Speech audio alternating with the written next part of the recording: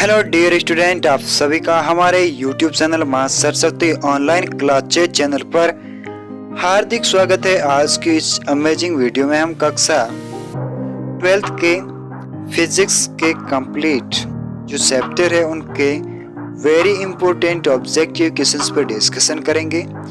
इस बार board exam के लिए ऑब्जेक्टिव क्वेश्चन वेरी इंपॉर्टेंट महत्वपूर्ण है। तो वीडियो शुरू करते हैं। फर्स्ट है आपके सामने कि व्यक्ति पृथ्वी की सतह की तुलना में चंद्रमा की सतह पर अधिक ऊंचा क्यों उछल सकता है? तो इसका करेक्ट आंसर है चंद्रमा में जो गुरुत्वाकर्षण के कारण जो वस्तुएं हैं वह त्वरण पृथ्वी की तुलना में कम होता है। उसके बाद में दूसरा क्वेश्चन है कि फ्लोरोसेंट लैंप में 100 का प्रयोजन क्या है? तो इसका करेक्ट आंसर है करंट के प्रवाह को बढ़ाना। उसके बाद में तीसरा क्वेश्चन, लिफ्ट में मनुष्य का प्रत्यक्ष वजन वास्तविक वजन से कम कब रहता है? इसका करेक्ट आंसर है जब लिफ्ट समान गति से नीचे आ रही हो। उसके बाद में चौथा क्वेश्चन, इंद्रधनुष तब बनते हैं तब सूर्य का प्रकाश। तो इसका करेक्ट आंसर है वायुमंडल में वर्षा बूंदों का गिरने से अपवर्तन और आंतरिक परावर्तन होने पर विकिरण को हो जाता है। उसके बाद में पांचवा है कि आर्द्र वायु में ध्वनि का वेग शुष्क वायु की तुलना में अधिक होता है क्योंकि आर्द्रता में। तो इसका करेक्ट आंसर है शुष्क वायु की तुलना में घनत्व है वह अधिक होता है।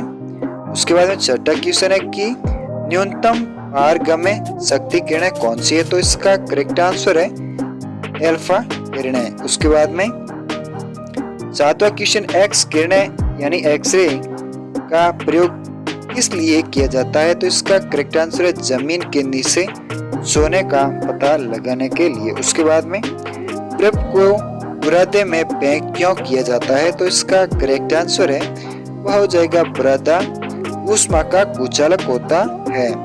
उसके बाद में गैस भरे गुब्बारों का नाखून की तुलना में सुई से फटना आसान क्यों होता है? तो इसका करेक्ट आंसर है सुई गुब्बारे पर नाखून की तुलना में अधिक दाब लगाती है। उसके बाद में विद्युत धारा का मापन निम्नलिखित में से किस उपकरण का प्रयोग करके किया जाता है? तो इसका करेक्ट आंसर है वह हो जाएगा एमीटर। उसके बाद में डायनेमो परिवर्तन करता है। तो इसका करेक्ट आंसर है यांत्रिक ऊर्जा को विद्युत ऊर्जा में।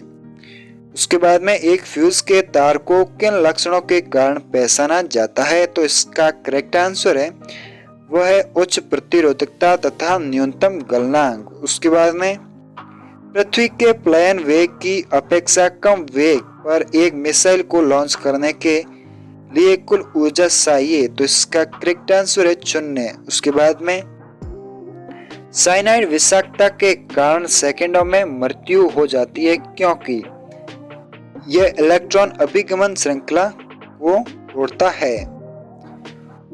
उसके बाद में जब एक जीन युग्म अन्य इकाई के प्रभाव को छिपाता है तो वह घटना कहलाती है। तो इसका करेक्ट आंसर है प्रभाविता। एक अंतरिक्ष यात्री को अंतरिक्ष में आकाश कैसा दिखाई देगा? तो इसका करेक्ट आंसर है काला।